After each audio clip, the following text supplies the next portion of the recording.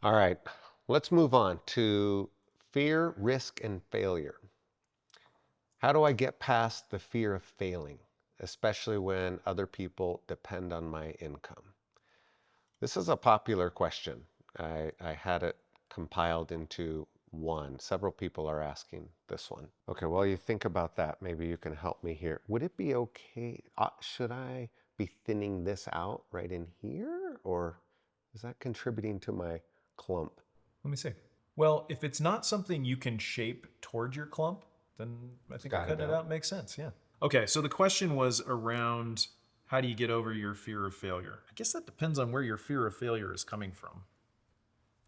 Because I think a fear of failure could have lots of different root causes. If the root cause is that you have people that are depending on you and you don't want to let them down financially, then I think you have to come up with your plan of how you're going to protect yourself, how you're going to make sure that you've got a plan B. Maybe that's, keeping a job for a while you try and get this business off the ground. If your feel a failure is more like, hey, they're all going to laugh at me, then that's a very different problem to solve for. Yeah, I feel like with our subscribers, and just knowing the context following this question, it is more around income Income, okay. and being that the family relies on this, Yeah, and there's a lot at stake. 100%.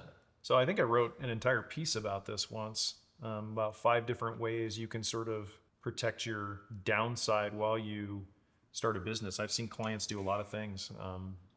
One guy who had a subdomain business that he was starting, he kept a job for 7 years while he built the thing out. It took him that long to actually figure out what the secret sauce was that made his business model work.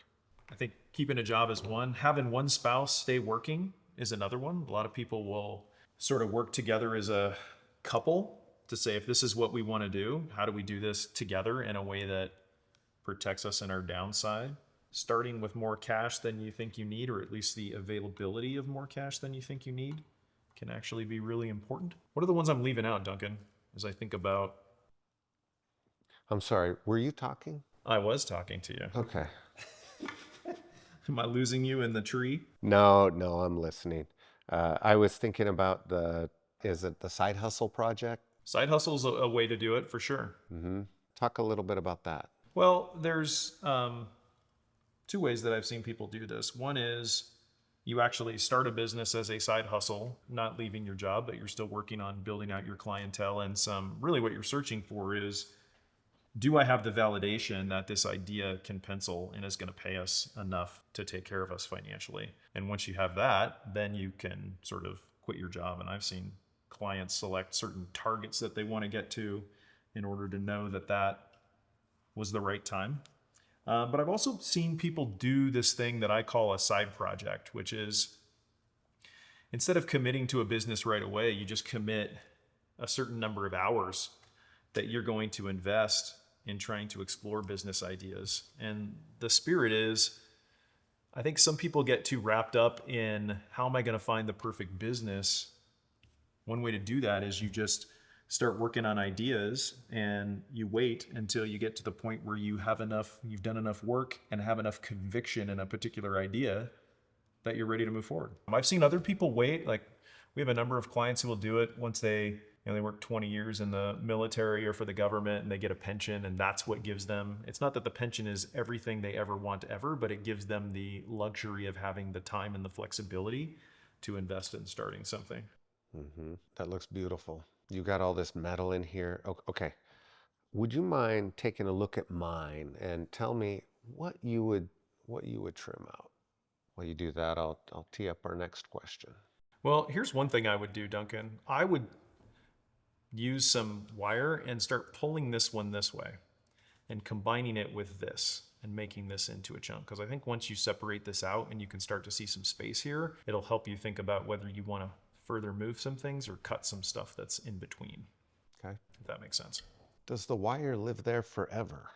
No, what will happen is as your tree grows, like if you have that wire on there for a year, you can kind of take the wire off and it'll stay in that shape. It essentially, the infrastructure of the tree grows to align with the way the wire has it shaped.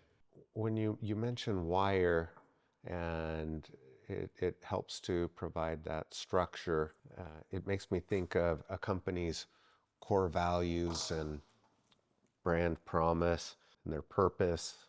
Yeah.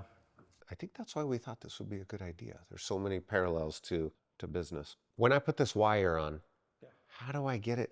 You said it's got to bend it this, it'll bend it this way, but I imagine I got to pull it a certain way. Well, you can see what I've done is I've wrapped it a little bit, and you got to find the right gauge of wire. So you can see I started with the black one, but the black one wasn't actually thick enough to hold this branch. So I went with the thicker one so I could actually move it to where I wanted it to be. Now you want to be careful because if you try and bend it too much, it'll break. But you're just trying to nudge it a little bit in the direction you want it to go. Oh, got it. So the fact that the wire is now kind of part of the branch, it's the wire that's bending and holding that position. Correct. You're not like, Yeah, like if you've ever noticed a tree in the wind, how it actually has some flex to it, each of these branches have the same thing. You're just taking that natural ability to flex and you're forcing it into a particular position where if it stays and starts growing in that position, it'll then stay.